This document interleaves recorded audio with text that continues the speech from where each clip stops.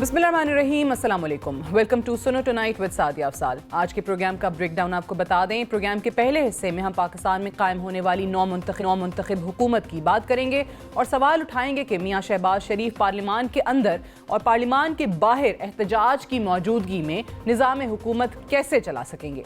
क्या 9 मई के बयानिए से दूरी की सूरत में इत्तेहादी हुकूमत के चैलेंजेस में मजीद इजाफा भी हो सकता है। पीपल्स पार्टी और मुस्लिम लीग नून का इत्तेहाद देर पा हो सकेगा।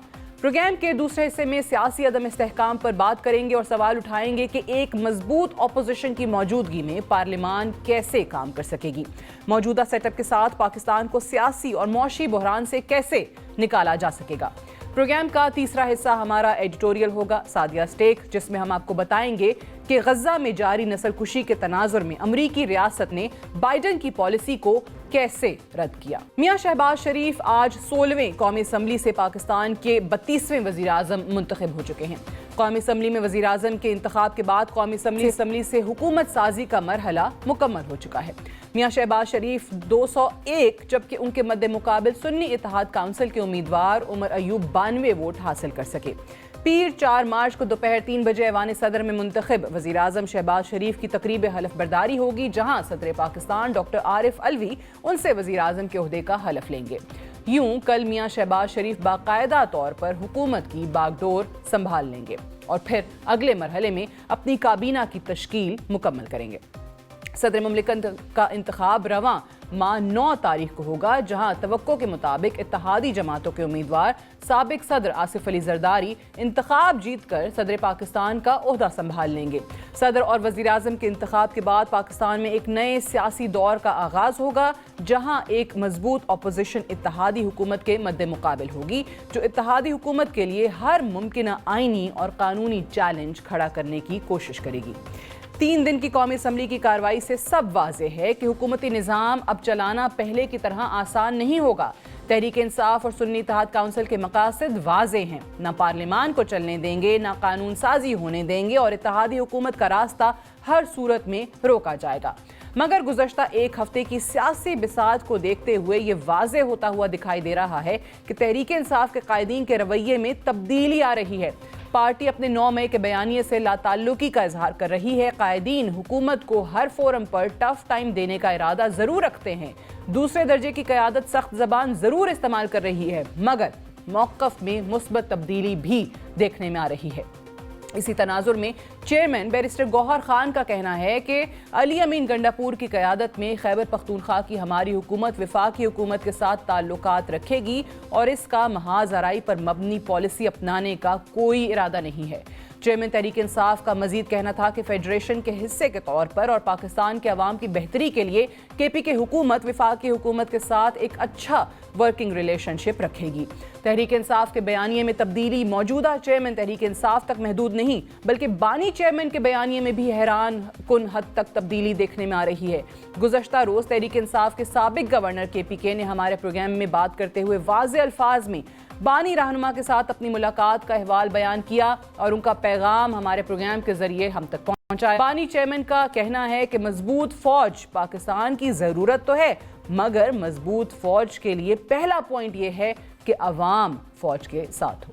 खान साहब ने ट्यूसडे को जो मेरे से बात की, क्लियर उनके स्टेटमेंट दोबारा जरा सुन ले कि वो ये कहते हैं कि मजबूत फौज तो मुल्क की जरूरत है ही है, लेकिन मजबूत फौज के लिए पहला पॉइंट ये है कि अवाम फौज के साथ हो। जो लोग शकूक व शुबात डालते हैं या वो ऐसी बातें करते हैं कि जिसको अपने फौज के मुतालिक एक नेगेटिव तासुर जाता है, तो ये तो ना PTI की सोच है, ना तो ये इमरान खान की सोच है। तो ये कैसे हो सकता है कि जो लोग अवाम के जहन में जो है वो शकूक व शुबात डालते हों या अटैक कर रहे हों, तो वो ये तहरीक इंसाफ के साथ ना है, ना ये तहरीक इंसाफ की सोच है। बानी चेयरमैन का ये कहना कि जो लोग अवाम के जहन में शकूक व शुबहात डालते हों या पाक फौज पर अटैक करें, ये तहरीक इंसाफ के साथ नहीं है, ना ही ये तहरीक इंसाफ की सोच है और ना ही इमरान खान की सोच है। क्या वाकई बानी चेयरमैन की सोच बदल रही है?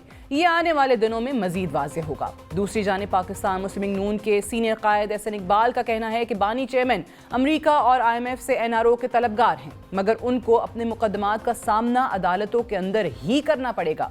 یہ بات تو درست ہے کہ پاکستان تحریک انصاف پارلیمان میں اکثریت حاصل نہیں کر سکی، مگر انتخابات 2024 میں پاکستان کی سب سے بڑی پارلیمانی پارٹی بھی ہے۔ دوسری طرف پارٹی اور پارٹی کے بانی قائد کے بیانیے میں تبدیلی، پاکستان سے باہر بیٹھے ہوئے شرپسند عناصر سے لا تعلقی سے پاکستان کی سیاسی بساط اکثر تبدیل ہوتے ہوئے دکھائی دے رہی ہے۔ بظاہر ایسا معلوم ہوتا ہے کہ 9 مئی کے بیانیے سے دوری تحریک انصاف کی پوزیشن میں بہتری کا باعث بنے گی، مگر سب سے اہم سوال تحریک انصاف کے موقف میں تبدیلی سے پارلیمان کے اندر اتحادی حکومت کیسے متاثر ہوگی؟ کیا شہباز شریف وفاق میں پرفارم کرنے کی پوزیشن میں ہوں گے؟ کیا پاکستان پیپلز پارٹی نے کابینہ کا حصہ نہ بن کر دور اندیشی کا مظاہرہ کیا؟ اسی پر بات کرنے کے لیے ہمارے ساتھ پروگرام میں موجود ہیں پاکستان پیپلز پارٹی کے مرکزی سیکریٹری اطلاعات فیصل کریم کنڈی صاحب۔ بہت بہت شکریہ کنڈی صاحب، آپ نے پروگرام کے لیے وقت دیا۔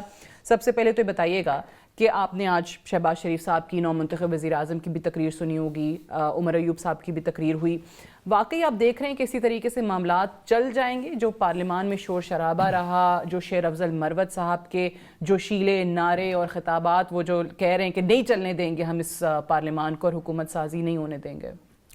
بسم اللہ الرحمن الرحیم۔ دیکھیں آج پارلیمنٹ کا سیشن تھا اور وزیر اعظم لیڈر آف دی ہاؤس تو الیکٹ ہو گئے ہیں، اور وزیر اعظم بھی تقریباً کل ان کا اوٹ ٹیکنگ آفیشیلی کل وہ اپنا آفس سنبھال لیں گے، اور تو حکومت تو ایک طرح بنی گئی۔ دیکھیں پہلے دن بھی پارلیمنٹ میں جو ہوا، میں سمجھتا ہوں کہ ایک پارلیمنٹ میں یہ چیزیں ایک فیس تھا، الیکشن کا گزر گیا، ریزرویشنز تھیں پولیٹیکل پارٹیز کو، ہمیں بھی ریزرویشن تھی، باقیوں کی بھی ہوگی، لیکن ان کا ایک فورم ہوتا ہے۔ ہم اگر پارلیمنٹ میں آج پہنچ گئے تو ہمیں پارلیمنٹ میں یہ کوشش کرنی چاہیے کہ جو چیزیں جو غلطیاں ہم نے دیکھی اس کو ہم ٹھیک کریں۔ ہم جیسے الیکٹورل ریفارمز کمیٹی ہو یا باقی چیزیں ہوں، تاکہ اگلے الیکشن میں اگر آپ نے اس پارلیمنٹ میں 5 سال شور شرابہ کرنا اور اگلے الیکشن میں جانا اور پھر یہی چیز ہونی ہے تو پھر آپ کرتے ہیں شور شرابہ۔ دو چیزیں دیکھیں، پارلیمنٹ میں آپ کو ایک ٹائم ہوتا ہے جب آپ کو احتجاج کرنا پڑتا ہے، آپ کریں۔ اگر آپ احتجاج اسی طریقے سے جاری رکھیں گے تو حکومت کے تو بل آتے رہیں گے اور یس یس کرتے جائیں گے اور پاس کرتے جائیں گے، آپ لوگ شور شرابہ کرتے رہیں، کوئی فرق نہیں پڑتا۔ آج جو شور ہو رہا تھا وہ تقریر انہوں نے جاری رکھی، ٹھیک ہے۔ اگر یہ شور کریں گے اور اپنا ان پٹ نہیں دیں گے، اپنے اس میں قانون سازی میں نہیں دیں گے، بلز میں نہیں دیں گے، کوئی ایسا اس کو ٹف ٹائم نہیں دے گی حکومت کو، تو حکومت کہے گی بس آپ شور شرابہ کرتے رہیں، ہم اپنے بل پاس کراتے رہیں گے۔ تو یہ تو کوئی فرق میں نہیں سمجھتا کہ فرق پڑے گا۔ اور یہ حکومت کو اس طریقے سے راستہ دینا چاہتے ہیں تو اسے تو آسان راستہ اور کوئی نہیں۔ اچھا کنڈی صاحب، آپ کی خبریں آ رہی ہیں، جو اطلاعات ہیں کہ آپ گورنر KPK کے لیے آپ کا نام جو ہے وہ نامزد کیا جائے گا۔ اب اگر گورنر کی بات کرتے ہیں تو گورنر جو ہے وفاق کا نمائندہ ہوتا ہے، جو وہاں کے CM نے تقریر میں کہا ہے کہ ایک ہم اچھا ورکنگ ریلیشن شپ رکھنا چاہتے ہیں وفاق کے ساتھ، آپ کو واقعی لگتا ہے کہ گنڈا پور صاحب یہ کر سکتے ہیں؟ ان کے چیئرمین بیرسٹر گوہر نے بات کی ہے۔ پہلی بات تو یہ کہ یہ تو صرف ٹی وی تک افواہیں ہیں، پارٹی نے فیصلہ کرنا ہے کہ KP میں کس کو انہوں نے گورنر اپوائنٹ کرنا ہے، لیکن 9 تاریخ تک جب تک پریزیڈنشل الیکشن نہیں ہوتا اس وقت تک پارٹی کوئی اس فیصلے پہ نہیں ہے کہ وہ پنجاب اور KP گورنر کس کو جو ہے وہ کرتی ہیں۔ وہ پارٹی لیڈرشپ چیئرمین بلاول اور زرداری صاحب نے اس پہ فیصلہ کرنا ہے۔ جہاں تک دیکھیں 3 صوبوں میں اس وقت حکومت مطلب ہے کہ LIS کی حکومت ہے، 2 صوبوں میں ہماری حکومت ہے، ایک میں PMLN کی حکومت ہے، ایک میں PTI کی حکومت ہے۔ جب ان کے CM وہاں پر آئے اور پہلی سپیچ انہوں نے پارلیمنٹ میں کی، میں نہیں سمجھتا کہ وہ ایک اچھے تعلقات کی سپیچ تھی کہ اچھے تعلقات چاہتے ہیں۔ دوسرے، آپ اگر اتنی اگر دھمکیاں وفاق کو دیتے ہیں، آپ کھائیں گے پیئیں گے کہاں سے؟ آپ کے پاس تنخواہیں دینے کے لیے پیسے نہیں ہیں، آپ کے پاس وسائل نہیں ہیں، اور آپ کہتے ہیں کہ میں بدماشی یا اس طریقے سے پیسے وصول کر سکتا ہوں، یہ آپ کی غلط فہمی ہے۔ اس طریقے سے دیکھیں، آپ نے پالیٹکس کر لی ہے، آپ نے سیاست کر لی ہے، آپ نے الیکشن لڑ لی ہے، اب آپ نے اپنے صوبے کو چلانا ہے۔ آپ کے صوبے کو بہت سی مشکلات کا سامنا ہے، دہشت گردی کا بھی ہے، اکنامیکل کرائسس بھی ہیں، بہت سی ایسی چیزیں۔ اگر آپ کے ساتھ وفاق سپورٹ نہیں کرے گی، آپ کچھ نہیں کر سکتے ہیں، آپ تنخواہیں نہیں دے سکتے ہیں، آپ کے پاس ڈیولپمنٹ سکیمز کہاں سے لے کے آئیں گے، کیسے علاقے طریقے کریں گے، فارمر فاٹا میں جو آپ لوگوں نے وعدہ کیا ہے ان عوام کے ساتھ، ان کے ساتھ کیسے نپٹیں گے، بہت سی چیزیں جس کو آپ لوگوں نے ایڈریس کرنا، اور اس طریقے سے ایڈریس نہیں ہو سکتا جس طریقے سے ہو جاتے ہیں۔ وہ جو IG کے حوالے سے انہوں نے کہ صوبے کے IG کو میں کہتا ہوں کہ FIRs وغیرہ ختم کر دیں، اصلاح کر لیں، نہیں تو پھر ٹھیک ہے، وہ ایک سیاسی جلسے کی تقریر تو ہو سکتی ہے، اور ٹائیگر فورس کے سامنے تقریر دیکھیں، IG کے پاس کوئی اختیارات نہیں ہے، وہ ایک پروسیس ہے، وہ پروسیس ہے جو کہ عدالتوں سے اور ان چیزوں سے ہونا ہے، وہ اس کے ذریعے سے ختم ہو سکتی ہیں، اور یہ چیزیں ایسے آسانی سے ختم نہیں۔ آج وزیر اعظم صاحب نے کہا کہ 9 مئی والوں کو میں نہیں چھوڑوں گا، یہی کہا ہے۔ بالکل۔ تو دیکھیں، جب آپ بن جاتے ہیں، آپ نے CCI کی میٹنگ میں بھی جانا ہے، اپنے صوبے کا کیس بھی پریزنٹ کرنا ہے، اگر آپ تعلقات خراب رکھیں گے تو آپ کو ٹرک کی بتی کے پیچھے لگا دیں گے، پھر آپ کچھ نہیں کر سکیں گے، اور اگر آپ تعلقات ٹھیک رہیں گے، اور اپوزیشن کو بھی ساتھ لے کر چلیں گے. ہم اگر آج کے پی میں ہم اپوزیشن ہیں, ہم اپنے صوبے کا کیس لڑیں گے. ہمارے جو 18ویں ترمیم میں یا NFC ایوارڈ میں ہمارے جو چیزیں بنتی ہیں, ہم تو کہتے ہیں کہ ہماری حکومت لے کے آئے, علاقے میں ترقی ہو, صوبے میں ترقی ہو, تاکہ ہم بھی باقی صوبوں کی طرح دوڑ میں شامل ہوں. اگر ہم یہ 5 سال بھی پیچھے رہے تو سمجھے کہ باقی صوبے اگر آگے نکل جاتے ہیں تو پھر ہم بہت پیچھے رہ جائیں گے. اچھا یہ بتائیے, ابھی آپ نے پروگرام کے انٹرو میں شاہ فرمان صاحب کا بھی شارٹ سنا, اس سے پہلے پرسوں بیرسٹر سیف تھے ہمارے پاس, انہوں نے بھی ایسی بات کی. یہ کچھ لوگ جو PTI کے اس وقت, اور خاص طور سے شاہ فرمان کو تو اس لیے بھی کیونکہ انہوں نے کہا کہ عمران خان سے ملاقات کر کے آیا ہوں, عمران خان کا پیغام انہوں نے دیا ہے. واقعی آپ کو لگ رہا ہے کہ تبدیلی آ رہی ہے پارٹی کے بیانیے میں, پارٹی کی پالیسی میں, اور یہ سوچ جو تبدیل ہو رہی ہے, خود کو باہر بیٹھے لوگوں سے بھی, جو حیدر مہدی, عادل راجہ ٹائپ لوگ ہیں, ان سے ڈس ایسوسیٹ کر رہے ہیں, پارٹی کے اندر جو لوگ بہت زیادہ ہاکس تصور کیے جاتے ہیں ان سے خود کو الگ کر رہے ہیں, اس سے کیا فائدہ ہوگا ان کو؟ دیکھیں پہلی بات ہے PTI کی جو ہے نا 5 فرنچائز ہیں, ٹھیک ہے, فرنچائز, ہاں, ہر فرنچائز اپنے اپنا جو ہے وہ بیانیہ دیتی ہے. اچھا, ایک گروپ ملتا ہے, وہ آتا ہے کہ میرا یہ پیغام ہے, دوسرا کہتا ہے میرا یہ پیغام ہے, 5 قسم کے پیغامات آتے ہیں. یہ اپنے پارٹی کے اندر بھی ان کا ایک موقف نہیں ہے. دیکھیں میں پارٹی کا ترجمان ہوں, ہماری پارٹی بھی ہے, وہاں پر ہم بیٹھتے ہیں, ہم ایک چیز پہ وہ کرتے ہیں کہ یہ ہمارا پوائنٹ آف ویو ہے, ہم نے اس پہ جانے. یہ نہیں کہ میں ایک بول رہا ہوں, دوسرا بول رہا ہے, تیسرا. تو ان کا اگر آپ شروع سے دیکھیں ان کے جو بھی نکلتے ہیں اندر پتہ نہیں کیا بات ہوئی ہے, باہر جا کے اپنا ان کا ایک بیانیہ ہوتا ہے کہ مجھے یہ کہہ دیا گیا, دوسرا کہتا ہے مجھے یہ کہہ دیا گیا, دوسرا کہتا ہے مجھے یہ کہہ دیا. لہٰذا جب تک یہ ایک پیج پہ نہیں ہوئے, ان کا پورا ایک پروسیس جو ہے یا جو بھی ان کے ترجمان ہیں جو بھی ہیں, جب تک یہ ایک بات نہیں کریں گے, پولیٹیکل لوگ نکلتے ہیں وہ ایک بات کرتے ہیں, وکلاء نکلتے ہیں اور بات کرتے ہیں. بٹ آپ کو لگتا ہے اس سے کوئی سیاسی مائلیج حاصل کرنے کی کوشش کر رہے ہیں جب یہ لوگ آ کے کہتے ہیں کہ ہم اپنے ورکرز کو, اپنے کارکنان کو پیغام دیتے ہیں کہ ان چیزوں سے ہمارا کوئی تعلق نہیں ہے, ہم تو فوج کے ساتھ ہیں, مضبوط فوج چاہتے ہیں, اس سے کون سا مائلیج حاصل کرنے کی کوشش؟ دیکھیں وہ تو ان کو دیکھیں, پالیٹکس ہے, ہم آپس میں لڑتے رہیں گے, اس میں فوج کا کیا کام ہے؟ فوج کا کام ہے سرحدوں کی حفاظت کرنا, ملک میں امن و امان قائم کرنا, ان کا کام پالیٹکس نہیں ہے. تو آپ یہ اگر کہہ رہے ہیں تو آپ کے کہنے سے ٹھیک ہے, آپ کہیں اچھی بات ہے کہیں, ٹھیک, لیکن آپ نے ان کے پیچھے کھڑے ہونا ہے. آپ کیا خدا معافی دے, آپ دشمنوں کی فوج کے ساتھ کھڑے ہوں گے. لیکن ان کے اپنے ورکر بھی کنفیوز ہیں. جیسے میں نے کہا 5 فرنچائز ہیں, وہ ایک دو بیان سنتے ہیں, آپ کہتے ہیں کس کی ہم مانیں. ٹھیک ہے, لہٰذا یہ چیزیں جو ہے نا, یہ چیزیں ہم تو کہتے ہیں کہ آپ آئیں پالیٹکس کریں, پولیٹیکل وہ کریں. آپ نے جو چیزیں ماضی میں کی ہیں, آج دیکھیں کہ IMF کو خط لکھنا, اس سے پہلے IMF کو بھی خط لکھنا, پاکستان کی امداد دیں, مطلب اتنے کنفائنڈ ہے اپنی اقتدار کے لیے کہ اگر ہمیں اقتدار نہیں ملتا تو خدا نخواستہ پاکستان جو ہے جو کچھ ہوتا ہے اس کے ساتھ ہو جائے. لہٰذا یہ چیزیں ان کو دیکھنی پڑے گی. ان کے ساتھ پولیٹیکل سنجیدہ لوگ بھی ہیں, ان کو اس چیز کو دیکھنا پڑے گا کہ ہم نے پاکستان کو آگے کیسے لے کر چلنا ہے. اگر یہ شور شرابہ کریں گے, کیا شور شرابے سے عمران خان باہر نکل آئے گا؟ کیا شور شرابے سے یہ کہتے ہیں ہمارے ساتھ, دیکھیں سویپنگ اسٹیٹمنٹ دے رہے کہ ہمارے ساتھ, ہم بھی کہتے ہیں ہمارے ساتھ دھاندلی ہوئی پورے پاکستان میں, ٹھیک ہے, لیکن میں کوئی ثبوت تو پیش کروں گا نا, کہ ثبوت کے بغیر جاؤں گا نہیں مجھے اتنی سیٹیں دے دو, ایسا تو نہیں ہو سکتا. آپ لائیں, پروف لائیں, آپ کے فورمز ہیں, چیف الیکشن کمشنر آپ کا دیا ایک تحفہ ہے, آپ ان کے ساتھ جائیں, اپنی بھرتی کی, ہم تو نہیں کیا تھا نا. بٹ کہیں نہ کہیں اگر آپ کو لگتا ہے کہ پولیٹیکل کیسز نہیں ہونے چاہیے, جو پولیٹیکل کیسز ہیں وہ تو ختم ہونے ہی چاہیے. یوسف رضا گیلانی صاحب جب وزیر اعظم بنے تھے, پہلی تقریر میں انہوں نے کہا تھا کہ میں سیاسی قیدیوں کی رہائی کا اعلان کرتا ہوں. 9 مئی پہ آج کہا وزیر اعظم نے کہ 9 مئی والوں کو نہیں چھوڑوں گا, تو واقعی نہیں چھوڑنا چاہیے ان لوگوں کو. لیکن اگر کہیں کسی پر غلط مقدمے بن گئے ہیں تو کیا اس قسم کی کوئی سٹیٹمنٹ یہاں سے بطور وزیر اعظم دل بڑا کر کے وہ ایسا بیان نہیں دے سکتے تھے؟ نہیں, 2 چیزیں. جب یوسف رضا گیلانی صاحب وزیر اعظم بنے تھے تو اس وقت جو پولیٹیکل قیدی تھے وہ ڈیفرنٹ ایشوز میں تھے. وہ ایک سپریم کورٹ کی چیف جسٹس کی ایک وہ چل رہی تھی, مہم چل رہی تھی, اور اس میں چیف جسٹس خود بھی ہاؤس اریسٹ کا جو بھی کہیں وجہ سے وہ چیز تھی. یہاں جو 9 مئی کا چیز ہے, یہاں پہ ریاست نے ہمیں کہا ہے, ریاست کا یہ بیانیہ ہے کہ 9 مئی کے جو لوگ جو جس میں ملوث تھے وہ اگر آپ سمجھیں کہ ملک دشمنی کے مترادف ہیں, ایسا کام ہمارے دشمن بھی نہیں کر سکتے ہیں. لیکن پرابلم یہ یہاں پر آتی ہے کہ اس ملک میں اگر 9 مئی والے وزیر اعلیٰ بن سکتے ہیں تو پھر 9 مئی والے تو سب چھوڑ سکتے ہیں. اگر یہ بیانیہ تھا, اب دیکھیں اب یہ تو تھرو کیسز سے ہوگا نا, آپ عدالت جائیں گے, چیزیں ہوں گی, لیکن جو ہمیں بتایا گیا تھا 9 مئی والوں کا کہ 9 مئی والے جو ہے جو چیزیں تھیں, اب کے پی کا جو وزیر اعلیٰ, بہت سارے لوگ تھے, روپوش تھے, پھر ایک دم نکل, اب کے پی کا وزیر تو ٹاپ 10 میں ہی آتا ہے نا, ٹھیک ہے, اس کے بعد GIT میں بھی آتا ہے. پھر اگر ریاست ان کو اجازت دے سکتی ہے وزیر اعلیٰ بننے کی تو پھر ریاست کو باقیوں پہ بھی غور کرنا چاہیے. تو آپ کو لگتا ہے کہ وہاں پہ بھی کوئی دھاندلی ہوئی آپ کے مد مقابل تھے؟ مولانا صاحب بھی تھے. نہیں دیکھیں, کیونکہ وہ تو نہیں مانتے, وہ کہتے ہیں خیبر پختونخوا میں دھاندلی نہیں ہوئی, باقی پورے ملک میں ہوئی ہے. دیکھیں مولانا صاحب کہتے ہیں کہ صرف جو ہے وہ میرے ساتھ دھاندلی ہوئی ہے سندھ اور اس میں, اور سندھ میں ایسے دھاندلی ہوئی کہ جیسے مولانا صاحب نے 50 حکومتیں وہاں پہ بنائی ہو, ایک دفعہ بھی حکومت نہیں بنائی, کتنی سیٹ لگے ہیں. دھاندلی ان کے ساتھ KP میں ہوئی ہے, احتجاج وہ جو ہے جا کے سندھ میں کر رہے ہیں، چیخ چرا سندھ میں رہے ہیں. بھائی اگر آپ کے ساتھ KB میں دھاندلی ہوئی تو جن کے ساتھ آپ آج کل شیر و شکر ہو رہے ہیں ان سے گلا کریں، ان کو دی گئی نا آپ کا جو. تو وہ تو محمود خان اچکزئی ان کے صدارتی امیدوار ہیں. تو یہ دیکھیں ایک مطلب ہے کہ ایک نیا ٹرن ہے نا پالیٹکس میں.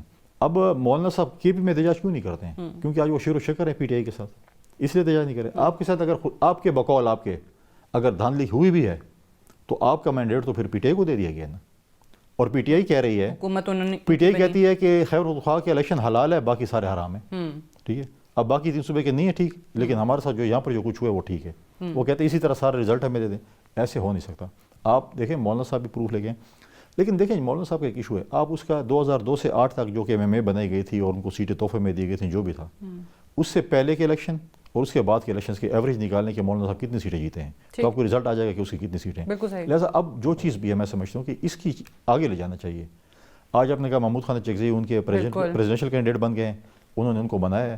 اب یہ محمود خان اچکزئی کو زیادہ پتہ ہوگا. بالکل صحیح، وہ ہم نے دیکھا ہے ان کے وہ خان صاحب جو ہے ان کی کیسے نقلیں اتارا کرتے تھے. وہ تو آپ لوگوں نے مہربانی کی ہے خان صاحب پہ اور پیمرا نے کیا، وہ آپ وہ دکھا نہیں سکتے ہیں. اگر وہ دکھاتے تو پتہ چل جاتا کہ کیا چیز ہے. لیکن پھر بھی جمہوریت بہترین انتقام ہے. جس طریقے سے مولانا صاحب کے نام بگاڑے، محمود خان اچکزئی کے نام بگاڑے، آج کم از کم PTI کے ورکر جو ہیں وہ سب انہی کے پاس جا ان کے ساتھ جو ہے عزت سے پیش آئیں گے، ان کو عزتانہ نام پکاریں گے. کم از کم تمیز تو سیکھ گئے ہیں. وہ تو صحیح ہے. اب مجھے بتائیں پیپلز پارٹی ابھی بھی اپنے فیصلے سے خوش ہے کابینہ کا حصہ نہ بننے پہ؟ واقعی دور اندیشی کا اپنے بالکل. کل بلاول صاحب نے اس لیے آپ کو نظر آئی کہ آپ کہہ رہے کہ یہ اتنی دور تک چلتی ہوئی حکومت نظر نہیں آ رہی. بلاول صاحب نے کل بھی کوئٹہ میں CM ہاؤس میں پریس کانفرنس میں یہی بات کی تھی کہ ہم کابینہ کا حصہ نہیں بن رہے.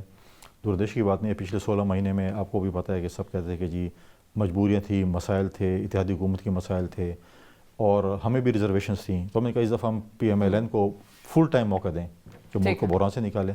ہم ان کو ہر جگہ پہ ایکسکیوز نہ ملے، ہم ان کو ہر مطلب ہے کہ ہم تنقید برائے اصلاح کریں گے، تنقید برائے تنقید نہیں کریں گے. بالکل صحیح ہے. Faisal Karim Kundi sahab, thank you very much for joining us. Well take a break here. Stay tuned.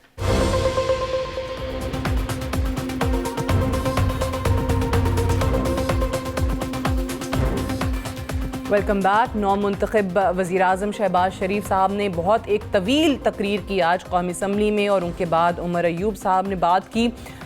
Shahbaz شریف صاحب کی اس تقریر میں انہوں نے تقریباً تمام ہی ایشوز کا احاطہ کیا، جہاں پر انہوں نے 16 مہینے کے حوالے سے بات کی، نام لے لے کر اپنے اتحادیوں کا شکریہ ادا کیا، کس نے ان 16 مہینوں میں کیا کام کیا اس کی بڑی تعریف کی.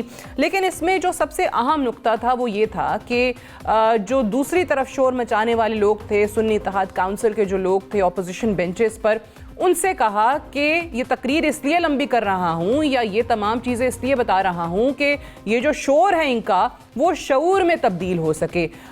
خیر ان کی تقریر کے دوران تھرو آؤٹ اپوزیشن کی طرف سے شور شرابہ ہوتا رہا. انہوں نے تقریر جاری رکھی.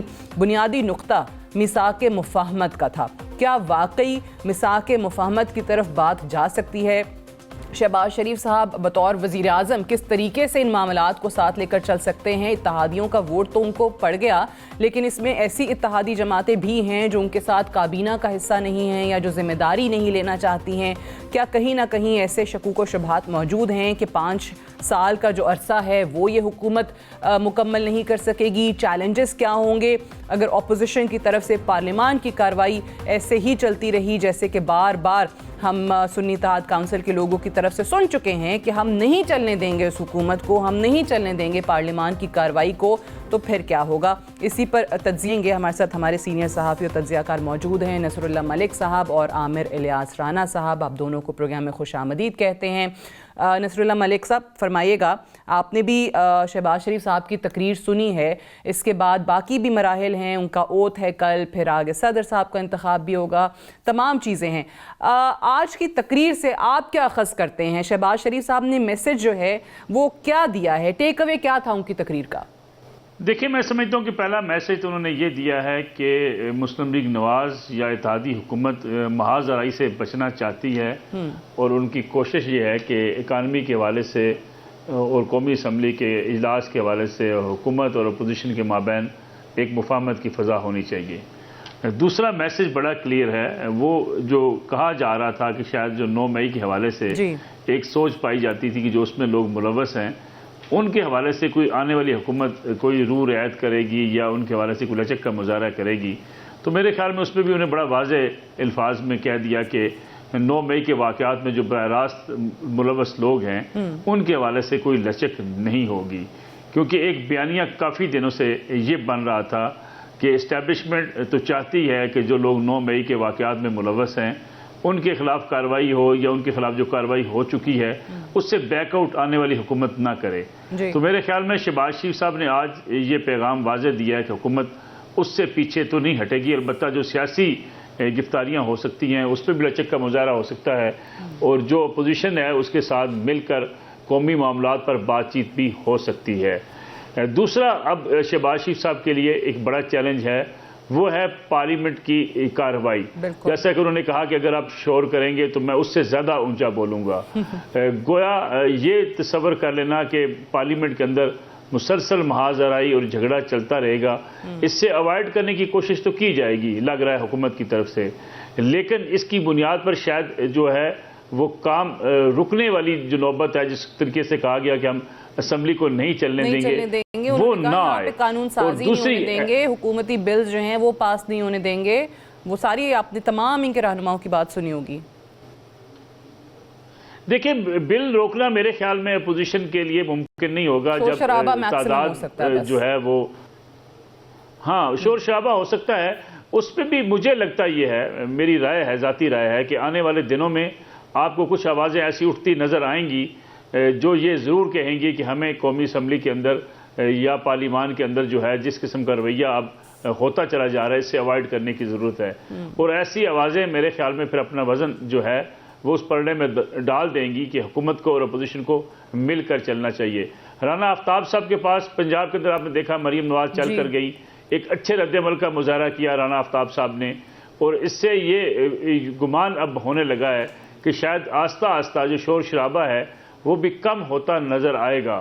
اس کی بنیادی وجہ یہ ہوگی کہ جو پارلیمان میں آئے ہوئے لوگ ہیں وہ بار بار یہ بات کہہ رہے ہیں کہ جس طریقے سے ماضی میں حکومت سے ہم باہر نکلے، اسمبلی سے ہم باہر چلے گئے، اپنی حکومتیں توڑ دی، اس کا ہمیں نقصان ہوا ہے، تو شاید میرے خیال میں یہ محاذ آرائی اس نوبت تک نہ جائے۔ اس وقت بھی جو پی ٹی آئی کی سین وائسز تھیں ان کی طرف سے یہی بار بار کہا جا رہا تھا کہ پارلیمان سے نکلنا جو ہے وہ کوئی اچھا اقدام نہیں ہوگا، لیکن بہرحال ان کی نہیں سنی گئی۔ اینی وے عامر الیاس رانا صاحب، ایک تو ظاہر ہے شہباز شریف صاحب کی بطور وزیر اعظم پہلی تقریر، اس پہ ذرا تبصرہ فرمائیے گا، اور ساتھ ہی ساتھ ان کو جو اتحادیوں کا ووٹ پڑا ہے، ایسے میں کچھ ایسے اتحادی بھی ہیں جو پہلے تھے اور اب نہیں ہیں۔ مولانا فضل الرحمان دوری اختیار کر چکے ہیں، اختر مینگل جو ہیں وہ شامل نہیں ہوئے پروسیس کے اندر، محمود اچکزئی جو ہیں وہ بلکہ اپوزیشن کے سنی اتحاد کونسل کے صدر کے لیے امیدوار ہیں۔ تو آپ کو لگتا ہے کہ یہ کہیں نہ کہیں کوئی چیلنجز ہو سکتے ہیں اس حکومت کے لیے اور خاص طور سے شہباز شریف صاحب کے لیے؟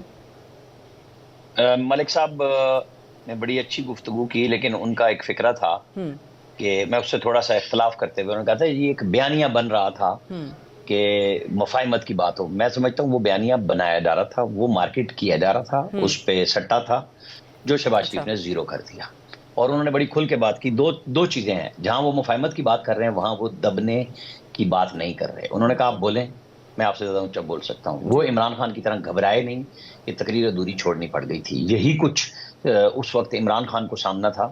کوئی ایسی بات نہیں ہے، پارلیمنٹ کے اندر اس طرح کے ہنگامے ہوتے رہے ہیں، کوئی پہلی دفعہ نہیں ہو رہے، اور دنیا بھر میں بھی ہوتے ہیں، ہمارے ہاں بھی ہوتے رہے ہیں، تو یہ کوئی ایسی بات نہیں ہے۔ یہ ہے ول کے ساتھ کہ گورنمنٹ نے مطلب اپنی تقریر کرنی ہے کر لی، اپوزیشن نے شور کرنا تھا کر لیا، عمر ایوب تقریر کرتے رہے، وہ پی ٹی وی کے ذریعے تمام چینلز پہ بھی آ رہی ہے۔ کوئی ایسا ایشو نہیں ہے کہ آپ اپنا کیتھارسس کریں، پارلیمنٹ ہے ہی کیتھارسس کا نام۔ اگر آپ یہاں سنیں گے نہیں نا پھر پھڈے پڑیں گے، پھر سڑکوں پہ جاتے ہیں۔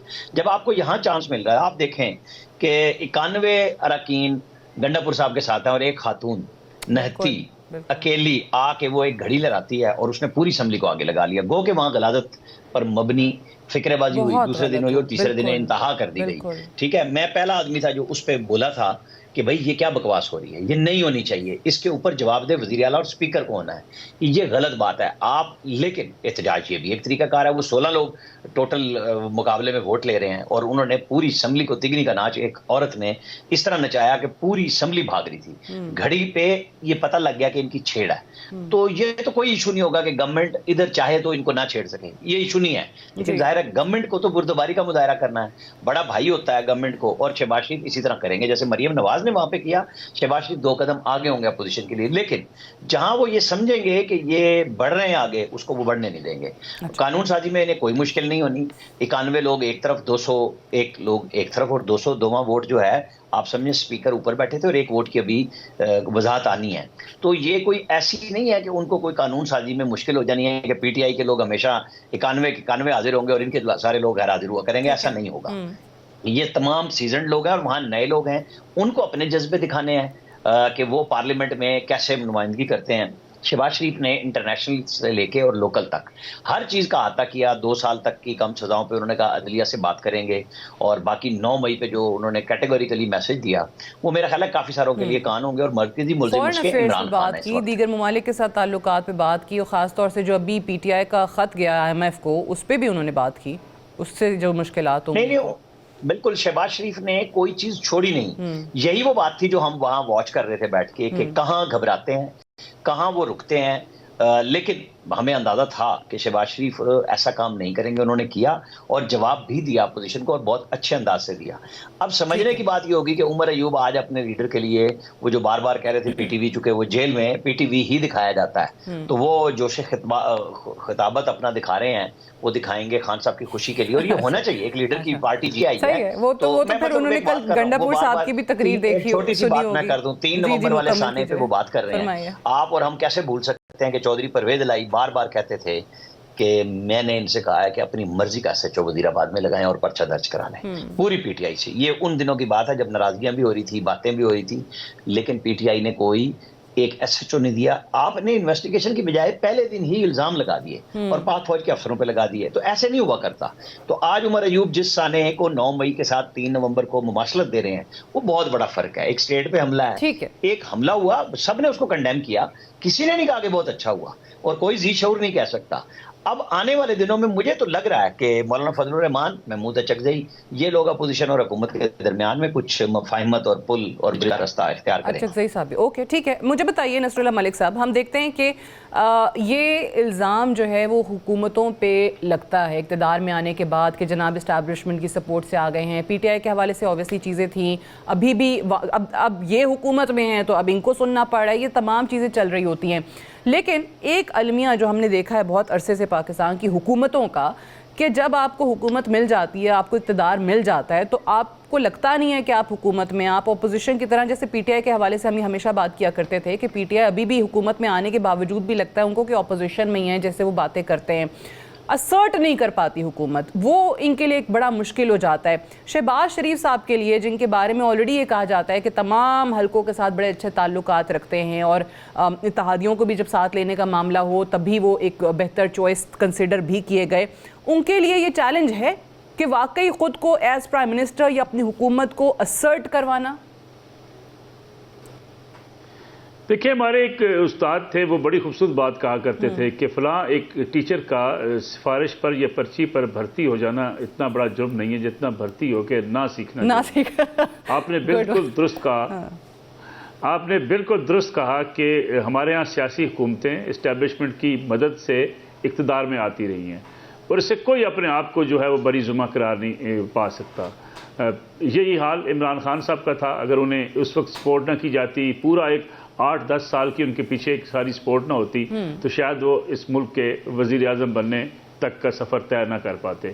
آج کی حکومت کے اوپر بھی الزام ہے کہ اسٹیبلشمنٹ کی مدد سے وہ اقتدار میں آئے ہیں, لیکن سوال یہ پیدا ہوتا ہے کہ اگر آپ اسٹیبلشمنٹ کو اس کے کردار تک واپس لے جانا چاہتے ہیں, آپ اسٹیبلشمنٹ کو چاہتے ہیں کہ وہ سیاسی مداخلت ختم کر دے, تو پھر آپ کی جو پولیٹیکل حکومت ہوتی ہے اس کے پاس راستہ بڑا واضح ہوتا ہے. وہ اچھی گورننس کرے, وہ عوام کے مسائل حل کرے, وہ اپنے کام پر فوکس کرے, وہ ان ترجیحات کو اپنی بنیاد بنا لے جو وہ الیکشن مہم کے دوران جس کی وہ تقاریر کرتے رہے یا نعرے لگاتے رہے. ہوتا یہ ہے کہ اقتدار میں آنے کے بعد جو ہمارے ہاں ایک کلچر ہے کہ وہ سمجھتے ہیں ٹھیک ہے اب ہمیں اقتدار مل گیا, اب ہمیں نہ گورننس کی ضرورت ہے, نہ ہمیں عوامی مسائل کی طرف توجہ دینے کی ضرورت ہے, نہ ملک کی اکانومی کو بہتر کرنے کی ضرورت ہے, نہ بڑے پیمانے پر ریفارمز کرنے کی ضرورت ہے. جب اس میں سیاسی حکومتیں ناکام ہوتی ہیں تو پھر انہیں پھر اگین اسٹیبلشمنٹ کی جو ہے سپورٹ درکار ہوتی ہے کہ نہیں ہماری حکومت کو بچایا جائے. کیا عمران خان صاحب کے راستے میں اسٹیبلشمنٹ ان کو لے کر آئی تھی؟ عمران خان صاحب اگر کارکردگی کا مظاہرہ کرتے تو کیا ان کی حکومت جو ہے اس کے راستے میں روڑے اٹکائے جاتے؟ آج شہباز شریف صاحب اقتدار میں آئے ہیں، شہباز شریف صاحب محنتی آدمی ہیں، اسٹرگل کرنے والے آدمی ہیں، لیکن چیلنجز جو ان کے سامنے ہیں، IMF کے پاس اگلے مہینے انہیں جانا ہے، قطر، سعودی عرب، کویت اور ان ممالک کے ساتھ، خلیج کے ممالک کے ساتھ ان کے درینہ تعلقات ہیں، ترکی کے ساتھ ان کے بہت سے تعلقات ہیں. جس سرمایہ کاری کی وہ بات کرتے تھے اقتدار میں آنے سے پہلے، آج انہیں اس سرمایہ کاری پہ فوکس کرنا ہے. بالکل جن ریفارمز کی بات کی جاتی تھی اس پہ انہیں فوکس کرنا ہے. بالکل اگر یہ آپ نے کہا فوکس کریں گے، محنتی آدمی ہیں، ہی از اے ڈوئر، یہ چیزیں ہیں جن کو فوکس کرنا چاہیے. ٹائم میرے پاس کم ہے، اس لیے میں آخری کامنٹ اسی پہ رانا صاحب کا بھی جاننا چاہ رہی ہوں کہ آپ کس طریقے سے دیکھتے ہیں کہ فرسٹ ہم نے PTI کا بھی دیکھا تھا، فرسٹ 100 ڈیز کا ہمارا یہ پلان ہوگا، ہم یہ ڈیلیور کریں گے، اینڈ پہ 100 ڈیز کے بعد کچھ نہیں عوام کو بتایا گیا. آپ کیا سمجھتے ہیں کہ شہباز شریف صاحب کو بھی خود اپنے لیے ایک ٹاسک کسی طرح کا سیٹ کرنا چاہیے جو کہ عوام کو بتائیں کہ یہ میں نے کیا ہے شروع کے 3 مہینوں میں یا 100 دن میں؟ دیکھیں، وہ جو 100 دن والے تھے نا، پھر انہوں نے میڈیا کو بتایا تھا کہ تمہاری ایسی کی تیسی 6 مہینے اور پھر 1 سال کوئی بات نہیں کرو گے، مثبت رپورٹنگ کرو گے. کیونکہ انہوں نے 100 دن میں بھی کچھ نہیں کیا تھا اور انہوں نے 4.25 سال میں بھی کچھ نہیں کیا تھا. انہوں نے اپنا ایک منشور دیا ہے، پیپلز پارٹی نے اپنا ایک منشور دیا ہے، MQM نے اپنا ایک معاہدہ کرایا ہے، انہیں ان کو بھی ساتھ لے کے چلنا ہے. اور اب لوگوں کی یہ گفتگو کوئی نہیں مانے گا ان کی کہ جی ہم ریاست بچا رہے ہیں. اب لوگوں کو بچانا ریاست کے ساتھ بہت ضروری ہو گیا. انہیں ڈیلیور کرنا ہے، اس کے علاوہ کچھ نہیں کرنا ہے. ICFC بالکل بہت ساری چیزیں تیار ہیں. چائنا ML1 کو ایگریمنٹ کرنے کے لیے تیار بیٹھا ہے. انہوں نے کاکڑ صاحب کے ساتھ نہیں کیا. ان کی بڑی خواہش تھی کہ یہ تختی میں ہی لگا لوں اور کچھ کروں نہ کروں. بالکل کوئی سگنیفیکنٹ وزٹ ہی نہیں تھا. اس لیے نہیں تھا کہ ایک نگران حکومت تھی جس کا سب کو پتا تھا کہ اس کے کوئی سٹیکس نہیں ہے کہ کیا بات کریں گے. تو نہ کوئی سربراہ مملکت نہ کوئی سربراہ حکومت آیا. ان سب کے وزٹ ڈیو ہیں، گلف سے بھی ہیں، چائنا سے بھی ہیں، ہمارے بھی ہوں گے. اور میرا خیال ہے شہباز شریف کا سب سے بڑا کام یہی ہوگا کہ سب سے پہلے آپ انویسٹمنٹ لائیں تاکہ یہاں پہ لوگوں کو روزگار ملے. روزگار ملے گا تو مہنگائی کا چیلنج بھی ہوتا بڑا ہوگا. آپ کو امپورٹس کم کرنی ہوگی اور ایکسپورٹس کے لیے کام کرنا پڑے گا. اس کے علاوہ آپ کے پاس کوئی بچت کا راستہ نہیں ہے. بالکل صحیح. عامر الیاس رانا صاحب، نصر اللہ ملک صاحب، thanks for joining us on the show. We'll take a break here. Stay tuned.